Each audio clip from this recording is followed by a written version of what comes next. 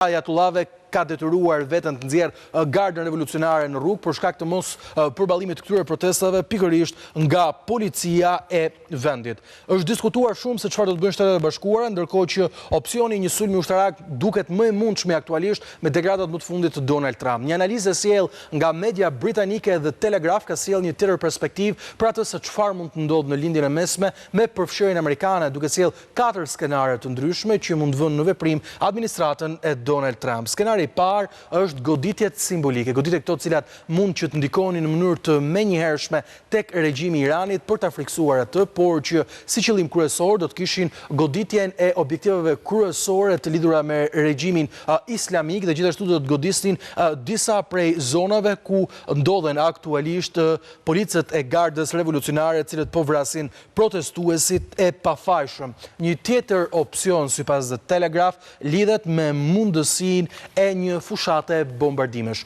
Diçka e tillë do të nuk kuptonte se Shtetet e Bashkuara të Amerikës në një periudhë të caktuar kohore do të vijonin bombardimet e tyre ndaj Iranit me qëllimin kryesor shkaktimin e kaosit dhe për të sjellë kështu edhe një rrëzim të këtij regjimi. Ky skenar është konsideruar nga analistët ndërkombëtar dhe analistët ushtarak si një skenar i cili ka pak gjasa të ndodhë. Megjithatë, The Telegraph ka marrë në analizë të gjitha opsionet të cilat mund të jenë në tryezën e Donald Trump për të sjellë një ndryshim regjimi pikërisht në Iran për shkak të interesave të biznesit, por edhe për shkak të interesave për të stabilizuar situatën në lindjen e mesme. Skenari i tretë lidhet me vrasjen e Ayatollah Khamenei, një skenar i cili në duke do të dukej i pamundur për një ndërhyrje të drejtë për drejtë. Megjithatë, The Telegraph nuk e përjashton këtë mundësi, duke arsyetuar se ka përplasje brenda regjimit aktualisht në Iran, pasi presidenti i vendit i ka kërkuar liderit suprem të Iranit në mënyrë të nënkuptuar se ndoshta është koha që të rriqen nga vrasja e protestuesve dhe të arrijë një politikë të jashtme e cila do të garantonte shitjen e naftës vendit me synim kryesor